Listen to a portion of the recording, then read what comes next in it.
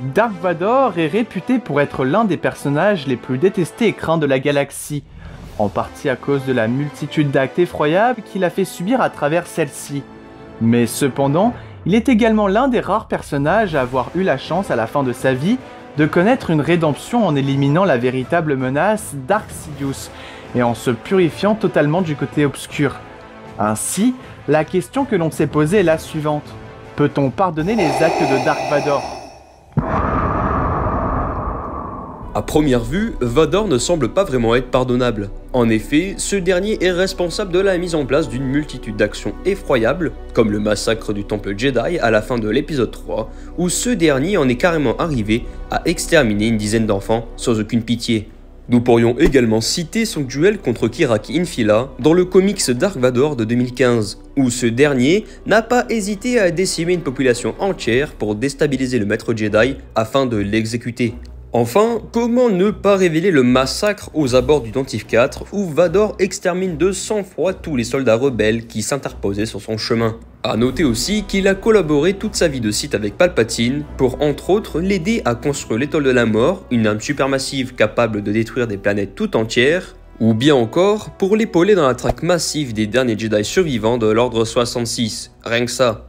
Alors, au vu de ces arguments, Vador ne semble être que très peu défendable, mais vous allez voir que la réflexion doit se porter plus loin, car il existe bel et bien une multitude de nuances que Retro va vous expliquer.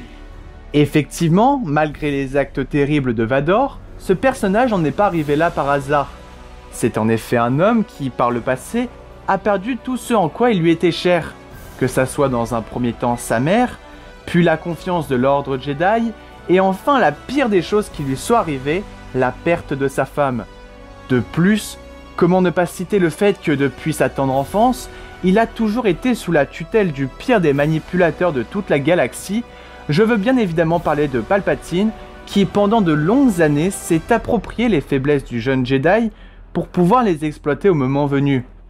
Ce qui, à terme, a causé une destruction encore plus importante de l'homme de bon qu'était Anakin Skywalker, pour laisser place au terrible Dark Vador. Et enfin, quand Vador est arrivé au point de non-retour, c'est-à-dire au moment où il refile son armure, c'est un homme qui se retrouve au pied du mur, car comme dit précédemment, il a absolument tout perdu.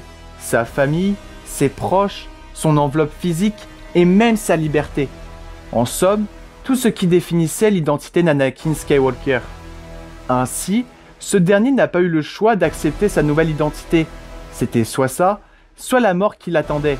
Et comme vous vous en doutez, Vador a fait le choix de la vie, quitte à commettre les actes les plus effroyables qu'il pouvait commettre. En conclusion, selon mon ressenti personnel, Vador n'est pas pardonnable du fait de ses actes effroyables comme on a bien pu le constater juste avant. Mais cependant, nous sommes tout à fait en mesure de pouvoir lui accorder le pardon grâce à nos citations dites précédemment. En vue de cette question complexe et de notre opinion partagée, nous vous appelons à exposer votre avis dans l'espace commentaire afin d'avoir la possibilité de trancher selon un avis globalement objectif, malgré que nous avons conscience que jamais tout le monde sera d'accord. Et bien voilà mes amis, cette vidéo arrive à son terme et j'espère qu'elle vous aura plu.